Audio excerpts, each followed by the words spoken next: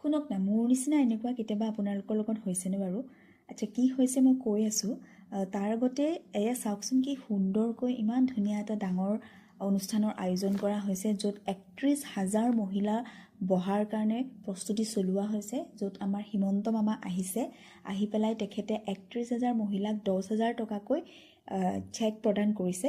তাতে মোৰ official duty পৰিছিলে আৰু এটা খুব সুন্দৰ অভিজ্ঞতা, সুন্দৰ এক্সপিৰিয়েঞ্চ, বহুত কথা শিকিলোঁ, বহুত ভাল লাগিলে এই দায়িত্ব পালন কৰি পেলাই।